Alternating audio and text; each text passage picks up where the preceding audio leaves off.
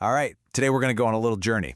We're starting with just one single humble line of code, and we're going to scale all the way up to the systems that power, well, our entire digital world. We are talking about the secret power of code efficiency. You ever wonder about this? You know the feeling, right? You open two apps that pretty much do the same thing, but one is just lightning fast, and the other feels like it's wading through molasses. So what is the deal? Well, you'd be surprised. The answer is usually hidden in the tiniest details of the code. And believe it or not, the secret often lies right here. Meet the hero of our story today, the inner loop. It's just a block of code that repeats, tucked inside another repeating block. But here's the kicker. Because it runs so many times, making this one tiny piece of code just a little bit faster can have this huge, massive impact on the whole program. It's the ultimate leverage point. Okay, so let's get into it. Before you can even think about optimizing a loop, you got to choose the right one for the job in the first place. And this is a fundamental choice that programmers are making all day, every day. So, the two main tools in the toolbox are the for loop and the while loop.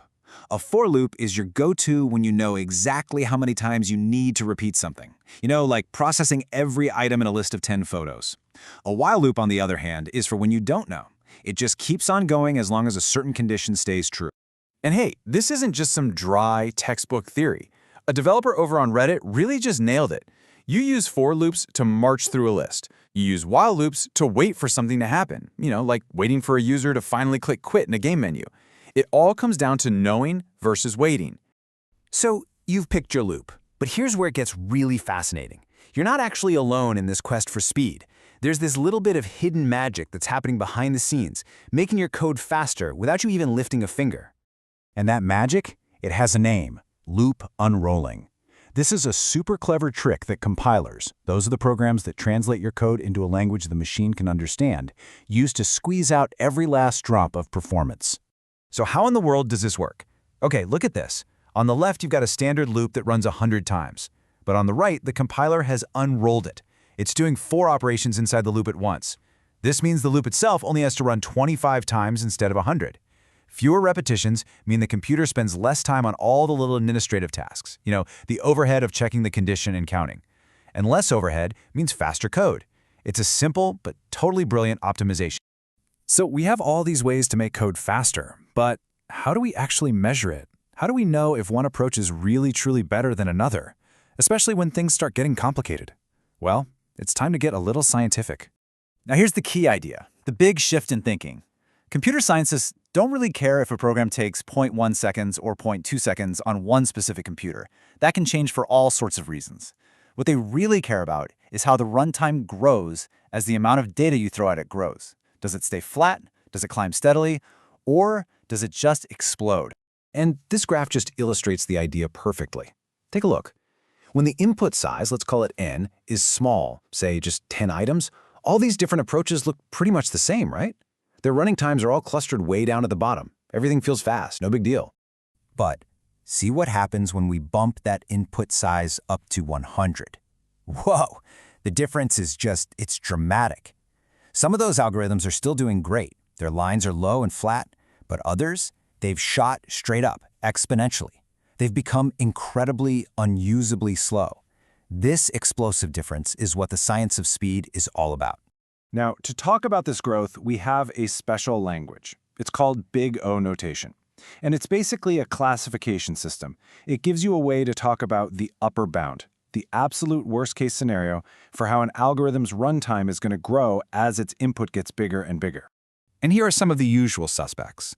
O of 1, or constant time, that's the holy grail. It doesn't matter how big the input is, it takes the same amount of time. Amazing. O of n squared, that's like one of those lines that shot straight up. It gets slow fast. And O to the n, well, that's the kind of growth that can bring even a supercomputer to its knees. You just don't want to go there. Okay, so we've seen how all these principles apply to a single program running on your computer. But now, let's take these ideas and just scale them way up. I'm talking about problems that don't just involve one PC, but the entire planet. So back in the early 2000s, Google was facing this just unprecedented challenge. How do you index the entire web? I mean, the whole thing. They had thousands of computers, but they needed a simple, reliable way to get them all to work together on these colossal data sets. And the answer they found was inspired by a really elegant programming concept. That concept is called MapReduce. It sounds complicated, but at its heart, it is a beautifully simple two-step process. First up is the map step. You just supply some function to every single piece of data you have. Then you do the reduce step, where you combine all the results. Now here's the magic. Because each map operation is totally independent of the others, you can give a small chunk of data to thousands of different computers, and they can all work on it at the exact same time, in parallel. And that is the key to its incredible power.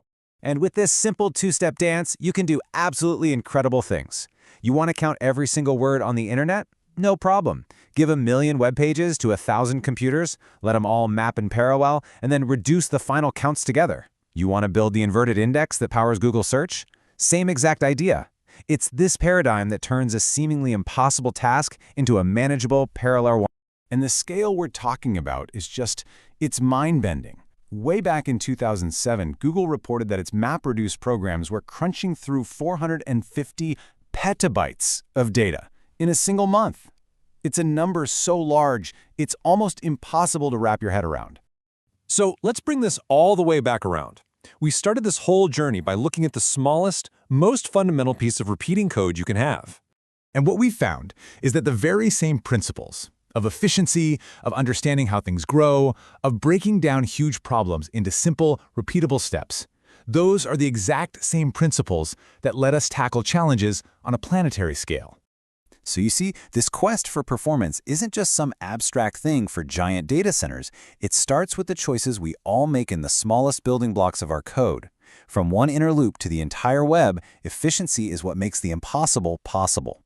So the next time you write a loop, what are you going to be thinking about?